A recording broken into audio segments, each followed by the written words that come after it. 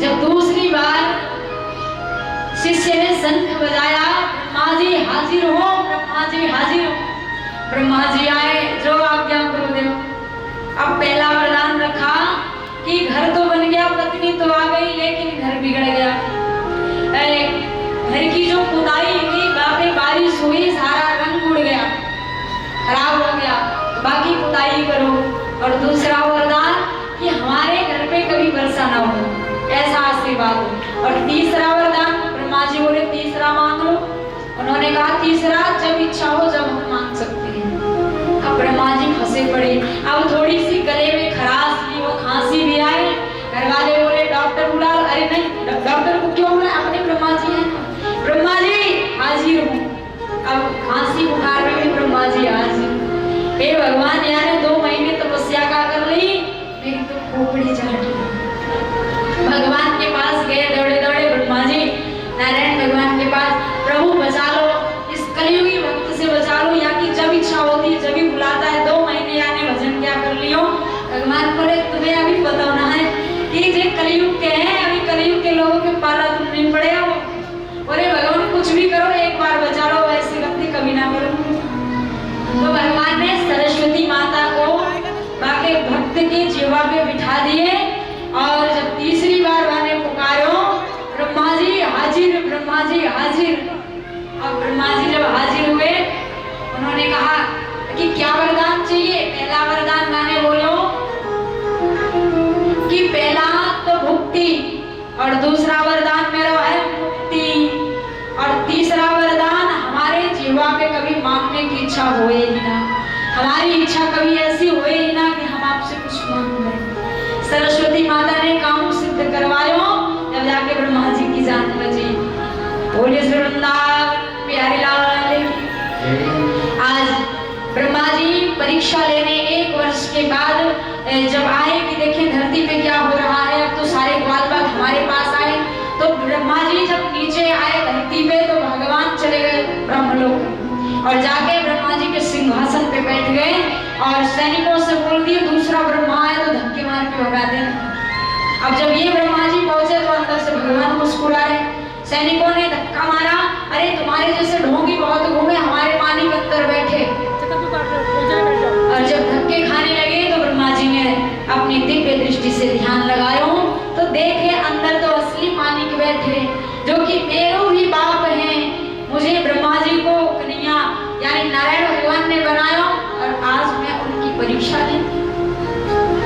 कन्हैया के पास गए, चरणों में गिरे, 40 प्रकार के मंत्रों की स्तुति गाया उन्होंने, लेकिन भगवान ने सिर उठाकर देखा नहीं, माफ नहीं किया, क्योंकि 1 वर्ष के लिए उन्होंने ग्वाल बाल बच्चों से दूर कर दिया था। और भगवान सबसे ज्यादा प्रेम करते हैं तो अपने गोपियों से, ग्वाल बाल बच्चों से, और आज उनसे ही अपने मित्रों को बिछोड़ कर दिए थे, तो भगवान कैसे माफ कर सकते। इसीलिए तो कहते कथा में जितने आते हैं ना, सब गोपी भाव से रहो, सब गोपी हो, क्योंकि कन्हैया गोपियों से अधिक प्रेम करते थे। आचार्य सुखदेव स्वामी राजा परीक्षित जिसे आगे की लीला श्रवण कराए, आज परमात्मा आगे की लीला अपनी बाल लीला दिखा रहे हैं कि यमुना जी में एक बड़ा ही विषैला सर्प रहता है जिसका नाम है कालिया नाग। अच्छा, संक्षेप में सुनना समय को देखते हुए, ये कालिया नाग और यमुना जी कौन है। ये इंद्रियाद रूपी तो कालिया नाग है और भक्ति रूपी यमुना है।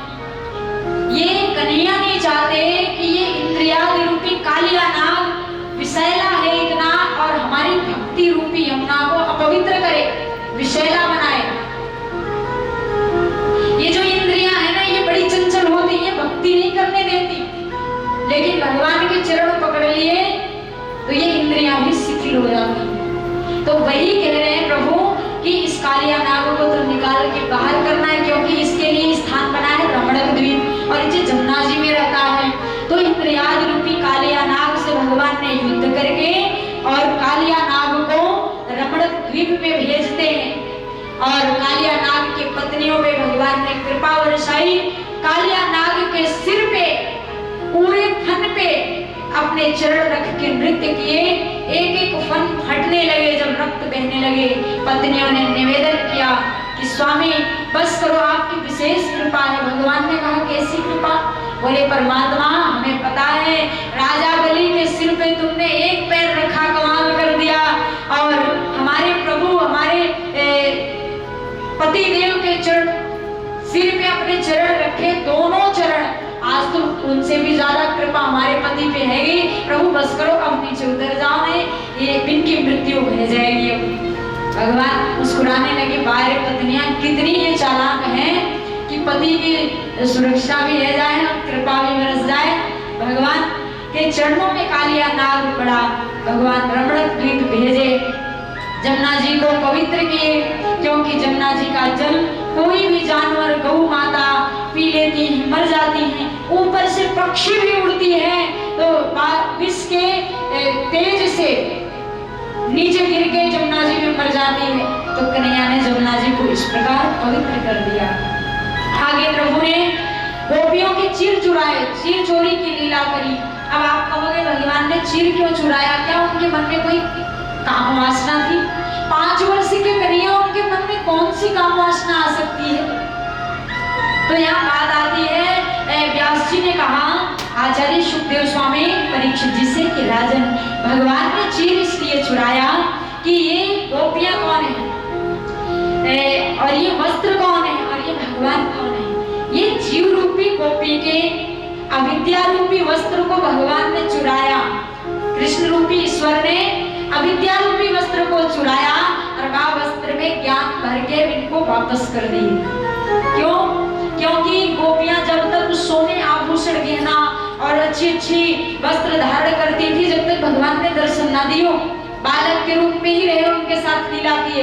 लेकिन जब गोपियों ने सब कुछ उतार के किनारे पे रखा तो उसी टाइम भगवान ने दर्शन दिया।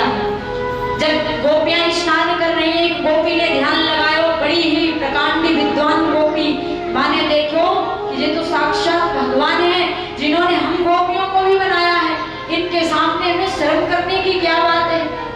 तो वो गोपी निकल के आती है, किनारे पे अपने वस्त्र को लेती है। उसी टाइम भगवान ने चतुर्भुज रूप दिखाया, क्योंकि जब तक हमारे मन में कोई वासना है, काम भाव है और हमारी तृष्णा कभी खत्म नहीं होती, हमारी एक एक इच्छाएं प्रकट होती रहती, हमें ये चाहिए, हमें वो चाहिए, तो हमें भगवान दर्शन देने को कौन कहे? स्वप्न भी नहीं देंगे, स्वप्न में भी दर्शन ना देंगे, क्योंकि हमारे मन में कामना है, अच्छी अच्छी चीजें खाने पीने की, लेने की अच्छे अच्छे डिमांड्स हैं, तो भगवान दर्शन नहीं देंगे। क्योंकि गोपियों के मन में जब गोपियां नग्न अवस्था में हो गई, यानी सारे आभूषण गहने काम वासना उतार के रख दी, उस समय भगवान ने दर्शन दिया। तो इसलिए कहते हैं कृष्ण रूपी ईश्वर ने जीव रूपी गोपी के अविद्या रूपी वस्त्र को चुराया और में विद्या भर के, ज्ञान भर के वापस दिया और गोपियों को ज्ञान कराया कि मैं कोई छोटा बालक नहीं हूँ, मैं तो भगवान बन के ब्रज में आया हूँ। और वाके बाद अपने माया द्वारा गोपियों के ज्ञान को प्रभु ने भ्रष्ट किया। बोलिए कृष्ण कन्हैया लाल की जय, श्री वृंदावन बिहारी लाल की जय। अब आगे की लीला परमात्मा ने क्यों कि आज भगवान को लग रहा कि जब ब्रज में मैं आया हूँ और ये गोप गोपी और हमारे नंद बाबा और हमारी मैया यशोदा ये दूसरे देवी देवता की पूजा क्यों करते हैं? कौन से बढ़ के कौन भगवान है वो? ब्रज में मैं आई तो मैं आया, भगवान के मन में आया, एक ही साधे सब सदे, सब साधे सब जाए। जब तक हम एक भगवान को नहीं मानेंगे, यानी अपने इष्ट देव नहीं बनाएंगे, जब तक हमारा कल्याण कभी नहीं होगा। बहुत सारे देवी देवता को मान के बैठेंगे तो कुछ नहीं होने वाला। तो भगवान ने सोचा कि एक साधे सब सदे, सब साधे सब जाए। जब मैं आ गया हूँ तो और देवता की पूजा क्यों करने दूं? तो एक दिन प्रभु ने देखा कि जसोदा मैया बड़ी सुंदर भोजन बना रही हैं, 56 भोग तैयार करने। कन्हैया ने पूछ लियो, मैया ये किसके काजे भोजन बन रहा है? 56 भोग और ये क्विंटल के क्विंटल हवन सामग्री बन रहे हैं, आखिर किसके लिए? ये किस देवी देवता की पूजा के लिए बन रहे हैं? यशोदा मैया बोली, लाला तो पता ना है, जय जय को भोग बन रहा, जय जय, ये जो हमारे इंद्र भगवान है, इष्ट देव। कन्हैया बोले, मैया तो तो मोए इतनी भूख लगी है, इनसे पहले मोए खिला दो, एक ही पकौड़ी दे दो ना।